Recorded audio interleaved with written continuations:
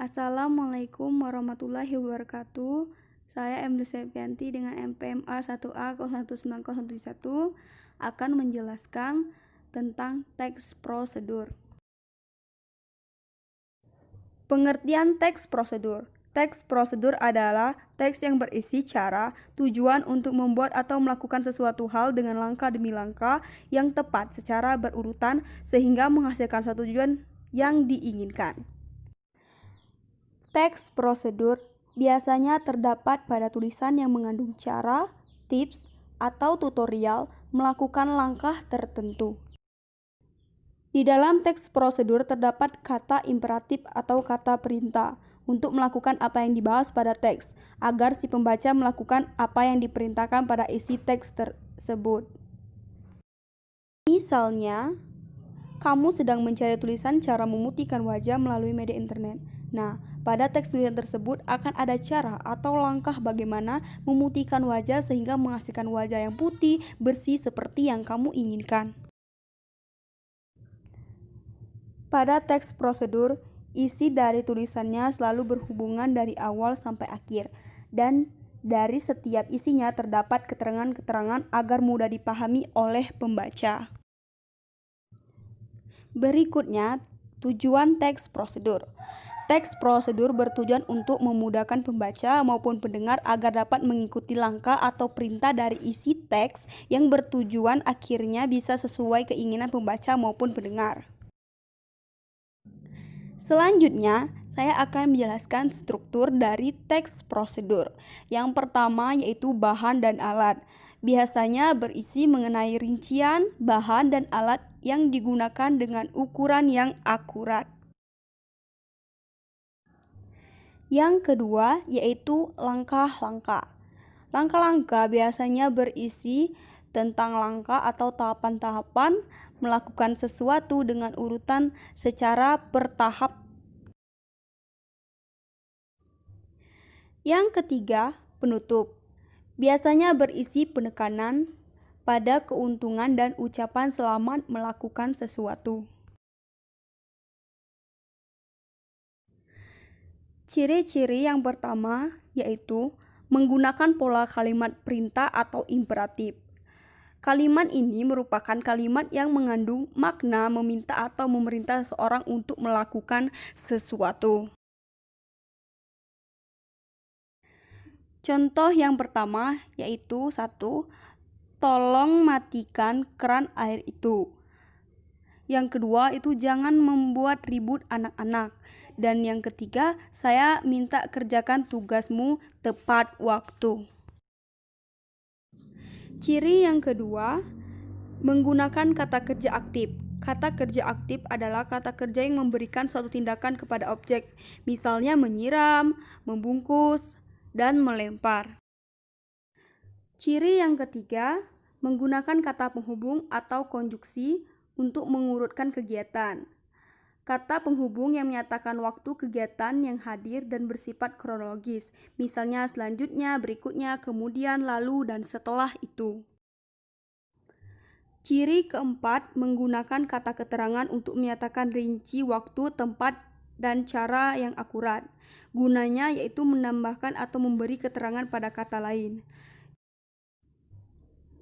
Contoh dari kata rinci waktu tempat pertama yaitu ibu mengiris lobak menggunakan pisau tajam. Yang kedua, Intan menyiram bunga dengan tangki air miliknya.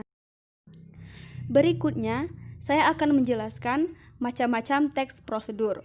Teks prosedur memiliki 3 macam jenis, diantaranya teks prosedur sederhana, kompleks, dan protokol.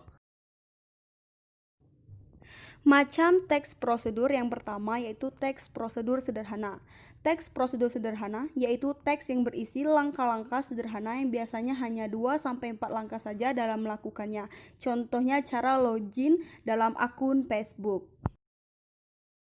Macam yang kedua pada teks prosedur yaitu teks prosedur kompleks, yaitu teks yang berisi banyak langkah dalam melakukannya. Contohnya, cara membuat sambal balado, cara mengajukan pembuatan kartu SIM, cara memperpanjang STNK, dan lain-lain. Yang ketiga yaitu teks prosedur protokol. Teks prosedur protokol adalah teks yang pada setiap langkahnya bisa diubah, tidak harus dirunut, walaupun berubah, tetapi hasil akhirnya tetap sama.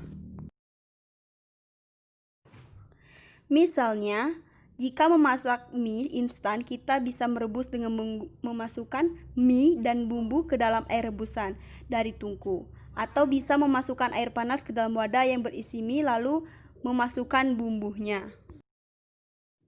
Selanjutnya, saya akan menjelaskan tentang kaidah kebahasaan dalam teks prosedur. Kaidah kebahasaan diantaranya konjungsi temporal, kata imperatif, verbal material, dan tingkah laku, partisipan manusia, bilangan perdandan, kalimat interrogatif, dan kalimat deklaratif. Kalimat imperatif. Kalimat imperatif adalah kalimat yang mengandung perintah. Fungsinya ialah untuk meminta atau melarang seseorang untuk melakukan sesuatu. Kemudian, kalimat deklaratif. Kalimat deklaratif, kalimat yang berisi pernyataan, fungsinya ialah untuk memberikan informasi atau berita tentang sesuatu. Kemudian selanjutnya, kalimat interrogatif. Kalimat ini berisi pertanyaan, fungsinya ialah untuk meminta informasi tentang sesuatu. Yang keempat, konjungsi temporal. Konjungsi ini merupakan kata penghubung yang berhubung secara kronologis dengan waktu dan kejadian dari kedua peristiwa yang memiliki keterkaitan. Misalnya, setelah ini, kemudian, lalu, sesudah itu, selanjutnya, sebelum itu, dan masih banyak kata-kata temporal yang lain. Yang kelima yaitu verbal material dan tingkah laku. Verbal material adalah perbuatan yang mengacu pada tindakan seperti potonglah ubi itu, masukkan air ke dalam wadah. Sedangkan verbal tingkah laku adalah perbuatan yang mengacu pada tindakan berdasarkan ungkapan, seperti tunggu kira-kira 5 menit, tunggu sampai matang, tetap pertahankan, dan lain-lainnya. Yang keenam, partisipan manusia. Partisipan manusia adalah mempartisipasikan atau mengikutsertakan manusia dalam tulisan tersebut untuk membantu langkah-langkahnya. Selanjutnya, bilangan penanda. Bilangan penanda adalah bilangan yang mengurutkan langkah-langkah pada tulisannya. Setelah ini, saya akan menjelaskan tentang contoh-contoh dari teks prosedur.